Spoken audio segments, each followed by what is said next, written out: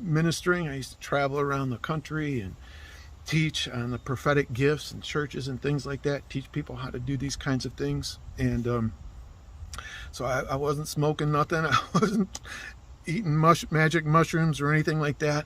And I just put myself in a trance on the ride back. And I had a trip that took me into heaven. And oh my God, I was so dizzy. And I knew what was going on. I knew that the Holy Spirit was, and we got to break these patterns. This dude's expecting the spirit world to look and act based upon our human experience. We've got gravity. Angels don't have to deal with gravity. So we're used to seeing trees growing up. Well, in spiritual realms, they can grow sideways, downways.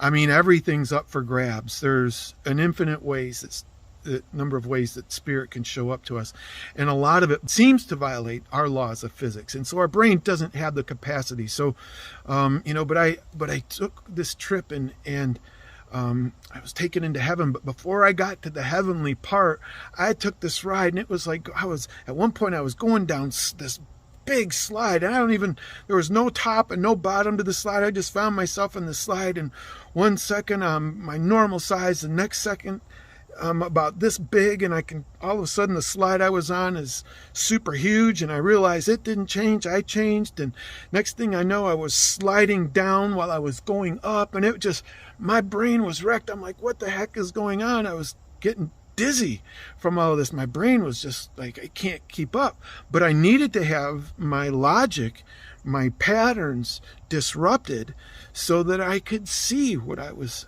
to see when I finally made it to this heavenly place. And I was exhausted by the time I got there. I was undone. I couldn't have, if you'd have asked me what's 3 + 3 + 3, I probably couldn't have told you what it was, and I'm okay with math, right? I was just undone. I was dizzied by this and like, whoa, what is going on? But I was relaxed. I wasn't judging things with my brain. So sometimes when we don't see things because we don't have a grid for receiving it. It doesn't make sense to us, and we instantly start trying to think it through. Here's my advice with spiritual experiences. Boy, this will save you a lot of time and a lot of heartbreak and a lot of disappointment because the vision didn't finish, or the dream didn't finish. Tell yourself when you go into a spiritual realm that I'm just going to experience this now. I'm not going to make any assessments or judgments. In other words, I'm not going to try to figure this thing out now. I will figure it out. I am going to devote time to figuring it out, but not while I'm experiencing it. Do not try to figure out what's going on while you're in the midst of one of these supernatural visual experiences.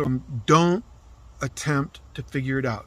Determine before you go into that state of prayer, to your meditations or whatever. Tell yourself, do not try to figure this out yet.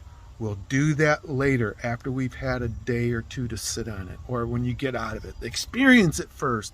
Soak it in. Sit silently after you do see something, and just wait and meditate, and don't think about it. Don't think, wow, what was that? How do I apply this to my life? All that's logic. That's all this part of your brain trying to make sense of it. And that's going to happen to a certain degree, whether you want it to or not.